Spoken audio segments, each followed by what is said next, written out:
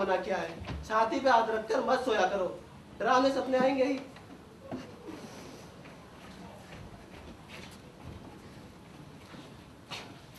ये लो पानी P low.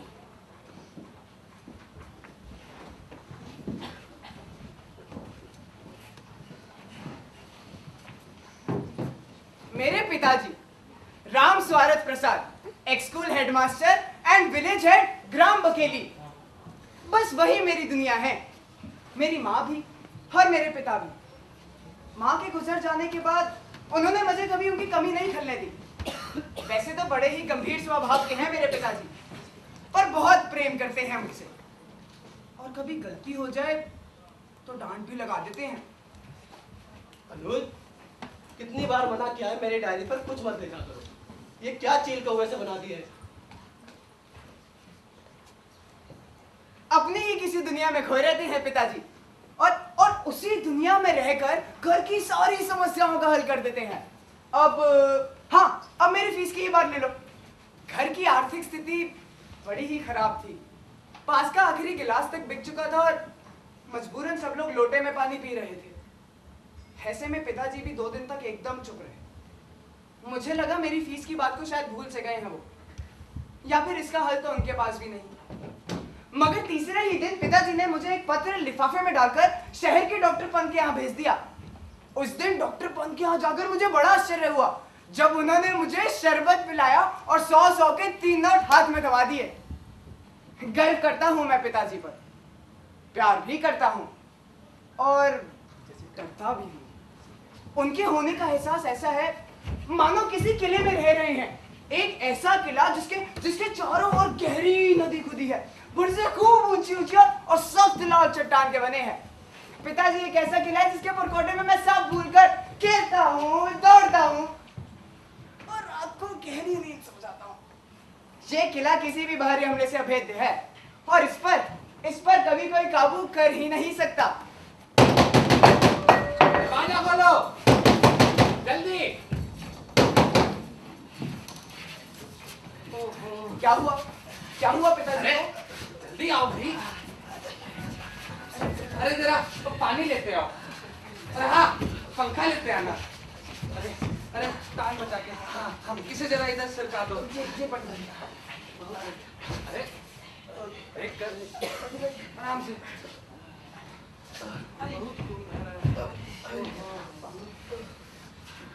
क्या हुआ पिताजी को?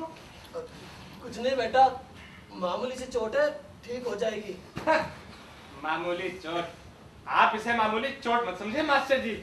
राम बचाए, ये तो जान की आफत है। अरे बेटा, अनर्थ हो गया। तेरे बापू ने अपना पाँव तिरिच से कटवा लिया, तिरिच से।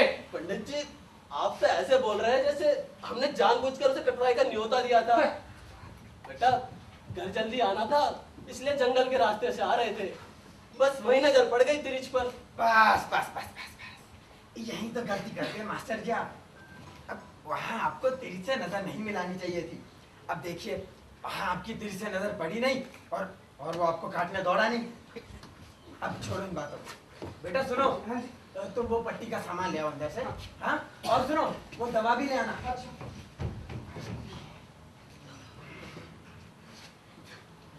काफी सूजन आ गई है, ये जहर अगर फैल गया तो मास्टर जी बच नहीं पाएंगे बापू के सब। और अगर बच गया ना, हम तुम्हारे बापू का गला काटेंगे। मुंह बंद कर, मोरा। ला हमारा बक्सा पकड़ा। बक्सा पकड़ा, मोरा कहाँ है? बक्सा दे। मारेंगे।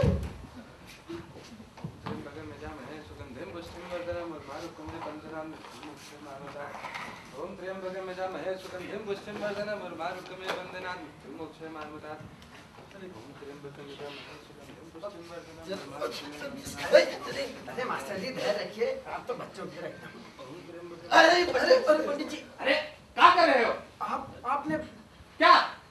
बेवकूफ, ध्यान से करो जी। ओम त्र्यंबकं यजामहे सुगंधिं पुष्टिवर्धनम्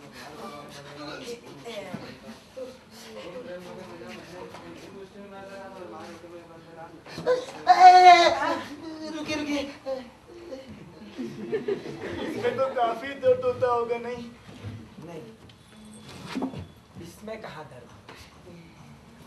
जब ये छुरा हम तुम्हारे गले के अंदर ऐसे डालेंगे और ऐसे खच्चर खच्चर खच्चर करके काटेंगे और तुम्हारा खून ऐसा सर करके निकलेगा, तब तुमको दर्द का पता चलेगा। मारेंगे तुम्हें। क्या बोल रहे हो? क्या कर रहे हैं ऐसा? ध्यान से करो। जी पंडित जी। त्र्यंबकं यजामहे सुगंधिं पुष्टिवर्धनम् उर्वारुकमिव बन्धनात् मोक्षमामृतात्। ओम त्र्यंबकं यजामहे सुगंधिं पुष्टिवर्धनम् उर्वारुकमिव बन्धनात् मोक्षमामृतात्। अब आपको आराम आ जाएगा मास्टर जी। आराम बचाए। वैसे एक बात बताइए मास्टर जी, आप खूब जानते हैं कि जंगल के उस रास्ते में तिरछ रहता है? फिर भी वहीं से। अरे जरा अपनी उम्र देखिए, इतने बड़े हो गए हैं लेकिन काम वही बच्चों वाले। राम बचाए, कल को कोई अनहोनी हो जाती तो? अनहोनी? भगवान न करे ऐसा हो, पर जैसे इनके लक्षण है तो बस राम ही बचाए। पंडित जी, आप क्यों राय का पहाड़ बनाने में लगे हुए हैं? हमने कहा ना हमें कुछ भी नहीं होगा। तो बेटा, परेशानी तो तब होती जब वो तिरिछ हमें काट कर भाग निकलता। अरे हमने तो उसे तभी मार दिया था जब वो हमें काट कर भाग रहा था। भला हो, बच गए बापू कसम। पर मास्टर जी, एक बात समझ नहीं आई। क्या? अरे बोलो। अरे बोलो। ये तिरिछ के मर जाने से उसके काटे का से थोड़ी कम होता है।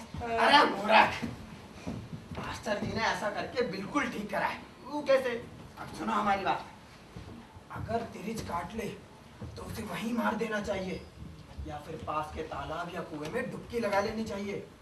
और ऐसा करने से पहले तिरिछ अपने पेशाब में लौट जाए तो उस व्यक्ति की मृत्यु 24 घंटे के अंदर निश्चित है। समझा? क्यों सही कहा ना पंडित जी मैंने?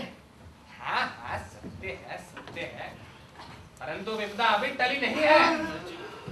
वो कैसे पंडित जी? बहुत से जीव जंतु और कीड़े मकोड़े रात में चंद्रमा की रोशनी में फिर से जी उठते हैं। चंद्रमा की रोशनी में जो शीत होती है उसमें अमृत होता है। बहुत बार देखा गया है कि जिस तिरिछ को मरा हुआ समझकर हम यूं ही छोड़ देते हैं, तिरिछ रात में चंद्रमा की रोशनी में भीग के फिर से जी उठता है और फिर तो वो अपने शिकार को मार कर ही दम लेता है। राम बचाए। आप तो बिल्कुल सही है। मारेंगे हम, चप्पल मार के नहीं छोड़ेंगे। ऐसे भयंकर जानवर से तो राम ही बचाए। बापू कसम, अगर हम आपकी जगह पे होते ना मास्टर जी, तो इससे पहले तेरे अपने पेशाब में लोट मारे। हाँ, हमारे ही पेशाब निकल आता। और वो कहीं हम रही पेशाब